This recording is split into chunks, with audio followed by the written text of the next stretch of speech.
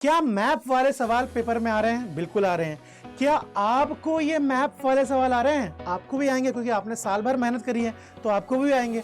पर परेशानी क्या है? परेशानी ये है कि आप टू द पॉइंट आंसर लिखने में परेशानी आ रही है। परेशानी ये है कि हमें पता नहीं चल रहा शुरुआत कैसे करनी है। इन परेशानियों को सॉल्यूशन करने के दो तरीके हैं। एक तरीका तो ये है कि मैं 3 घंटे की वीडियो बनाऊं, उस 3 घंटे की वीडियो में 100 क्वेश्चन को एनालाइज करवाऊं और आपको 100 आंसर दे दूं। एक तरीका तो ये है। दूसरा तरीका ये है कि मैं क्या करूं, सारे जो भी प्रीवियस ईयर क्वेश्चन आए हुए मैप वाले उनको खुद एनालाइज करूं और फिर 11 थीम्स, सिर्फ 11 थीम्स, 12 थीम्स आपके लिए लेके आऊं और फिर उन 12 थीम्स के रिगार्डिंग आपको एक एक लाइन अवेलेबल करा दूं। वो बेस्ट तरीका होगा। 10 मिनट 5 मिनट में आप समझ जाओगे कि भाई इस 11 थीम से क्वेश्चन आने वाले हैं और इन 11 लाइनों को अगर मैं याद कर लूंगा और इन 11 लाइनों को अगर मैं चिपका दूंगा तो एग्जामिनर आपको लेट के नंबर देगा, झुक के नंबर देगा। आपको ये समझ लीजिए इस बात को। मैं आपको इस बात को प्रूफ करके भी दिखाता हूं। जैसे देखो, ह्यूमन डेवलपमेंट, ह्यूमन कैपिटल का क्वेश्चन हर बार आता है, मतलब मोस्टली आ रहा है। फिर रिन्यूएबल एनर्जी का क्वेश्चन आप देखोगे, बहुत सारे रिन्यूएबल एनर्जी क्वेश्चन है। प्रूफ देखो आप, ये जो क्वेश्चन है ये रिन्यूएबल एनर्जी का है, सीबीएसई 2023 का क्वेश्चन है। अब इस सवाल को आंसर देने का आपके पास तरीके हैं, आपको पता होगा कोई ना कोई कंटेंट। पर मैं अगर आप यहां पे मोदी जी की स्टेटमेंट लिख दो कि भाई मोदी जी ने एक बहुत अच्छी बात लिखी है कि अगर पूरे देश को अगर हमें क्लीन करना है, अगर पूरे वर्ल्ड को क्लीन करना है तो आपको रिन्यूएबल एनर्जी लानी पड़ेगी। अगर ये बात लिख दोगे आप तो आपको पूरे में से पूरे नंबर मिल जाएंगे। रिन्यूएबल एनर्जी की इंपॉर्टेंस क्या होती है उसकी जगह अगर आप ये लिख दोगे, कोड लगा दोगे वहां मोदी जी, तो फिर तो वो नंबर देगा ही देगा आपको। ये समझ में आ रही मेरी बात? ये एक तरीका हो गया। दूसरा देखो आप, एग्जांपल देखो आप, एनवायरनमेंट के रिगार्डिंग हर बार क्वेश्चन आ रहा है। अर्थ के टेम्परेचर बढ़ रहा है, ग्लोबल वार्मिंग हो रही है, उसके रिगार्डिंग क्वेश्चन आ रहा है। देखो एक क्वेश्चन ये हो गया, एक क्वेश्चन ये है कि भाई अर्थ में जो पानी है वो खर्च हो रहा है, अर्थ का टेम्परेचर बढ़ रहा है। ये क्वेश्चन हर साल आ रहा है। फिर देखो तीसरा क्वेश्चन सीबीएसई 2024 का क्वेश्चन है। ये क्वेश्चन कब का है? सैंपल पेपर 2022 और 23 का क्वेश्शन है। ये का क्वेश्चन है सीबीएसई 23 का क्वेश्चन है। तो हर बार यहां से क्वेश्चन आ रहा है। अब इस क्वेश्चन को आंसर करने का एक सिंपल तरीका यह है कि भाई आप क्या करो, 36 क्वेश्चन पढ़ो, 36 आंसर तैयार करो। पर उससे अच्छा यह है कि आप एक थीम याद कर लो। भाई गांधी जी ने क्या बोला था? गांधी जी ने बोला था the earth, the air, the land and the water are not an inheritance from our forefather. ये हमने इनहेरिटेंस नहीं करा है, ये हमने आने वाली जनरेशन से उधार लिया है। ये वाली बात गांधी जी ने बोली थी। भाई इंसान समझदार था तो समझदार वाली बातें करेगा और इस इंसान को सब लोग समझदार समझते भी हैं।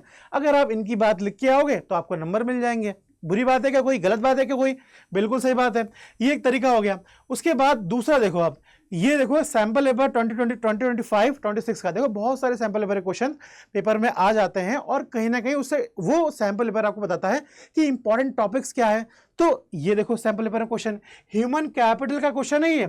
अब ह्यूमन कैपिटल में देखो एजुकेशन, न्यूट्रिशन और हेल्थ। एजुकेशन और हेल्थ कैसे क्या कर रहा है? आपके देश की रूपी को, मतलब आपके देश को डेवलपमेंट को हेल्प कर रहा है।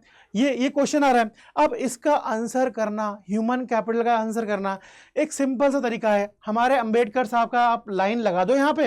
अंबेडकर साहब ने बोला था human capital is the most precious resource of the nation.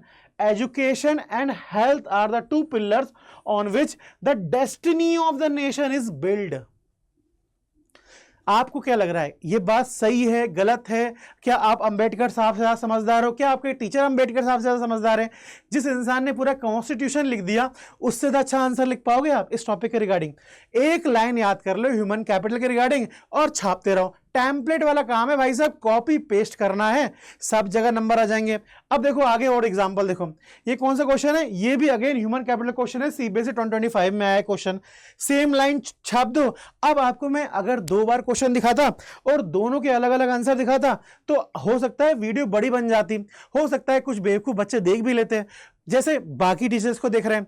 पर मैं आपको सिखाना चाह रहा हूं कि आंसर कैसे करना है, चीजें सिंपल कैसे करनी है, क्योंकि आपके पास टाइम कम है। ठीक है, देखो अब आगे ह्यूमन कैपिटल के अब एक और चीज आती है जिसका क्वेश्चन आ रहा है हर बार। ये सीबीएसई का क्वेश्चन है। अगेन ये फॉर्मल एम्प्लॉयमेंट और इनफॉर्मल एम्प्लॉयमेंट का क्वेश्चन है। ये देखो इनफॉर्मल सेक्टर में बहुत सारे लोग काम कर रहे हैं, फॉर्मल सेक्टर में कम काम कर रहे हैं। एम्प्लॉयमेंट का चैप्टर है आपको इसमें इकोनॉमी में, तो यहां से क्वेश्चन आ रहा है। अब इसका आंसर देने के लिए बहुत सारे तरीके हैं। Education is the manifestation of perfection, already in man, ये तो अलग कोट हो गया।